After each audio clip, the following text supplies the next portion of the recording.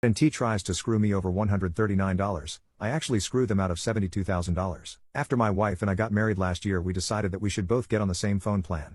We went down to the AT&T store and met with a rep who told us we'd both be on an unlimited plan for $70 per month all in, including taxes and fees. I was very specific about getting the all-in price for the service. It seemed like a decent deal, so we signed up. 2 days later I log into the website and see that there's already a bill for $139. I called a rep to see what's up and they told me that between the activation fees, taxes, and surcharges, the bill was correct. I told them what the salesperson told me and they basically told me to pound sand. I promptly told them I wanted to cancel the service and wanted the $139 waived. They said they could cancel the service but could not / would not waive the bill. They also told me if I canceled immediately my wife and I would lose our phone numbers, which is true. So I figure since I already have to pay for the month, and I don't want to lose my phone number, I will just get a new carrier and cancel when I'm ready. So I do my research and find Visible, which is excellent, and we make the switch. I call back to AT&T and inform them that we have switched carriers and want to cancel the service. I again ask for a refund. The rep informs me that since I have had the service for 4 days that I am not entitled to a refund. He tells me to read the fine print on the contract, which indeed tells me that I have 3 days to cancel for a full refund. I'm now fuming because the first CSR that I talked to on day 2 denied me a refund if I canceled. I ask for the next level of CSR and they send me to a customer care and retention person. I explain the entire fiasco to him, and how I feel that I have now been lied to twice by AT&T reps, sales rep and first CSR. He is a really cool guy and apologizes and says he'll take care of it and will completely waive the bill. I am very thankful and hang up thinking that this is finally resolved. Fast forward a month and I get an AT&T bill in the mail saying my payment was not received and is now late. I again pick up the phone and call AT&T. I eventually make my way through 2 CSR reps until I get back to the customer care and retention department. This time I did not have the chill dude, instead, I got a very smarmy woman who said that the bill was due and I'd owe the entire amount. I asked her to please check the CSR notes and that the last guy told me he would waive the amount. She put me on a 10-minute silent hold and came back and said she'd escalate the matter to her supervisor. She said I should receive an email by the end of the week with a resolution. 2 weeks go by, no response. I called again. This time I got a very nice lady that was sympathetic. She says she'll waive the bill.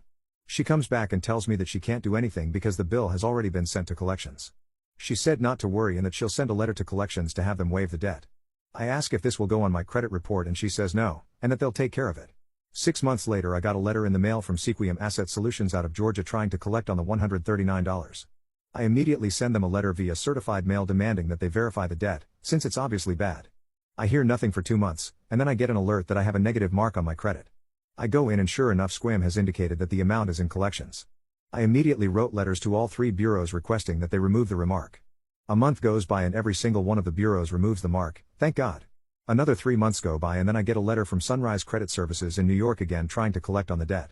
This is truly unbelievable because it appears that Sequiem couldn't verify it, so instead of apologizing and waiving the debt, they just sold it off to another collection agency.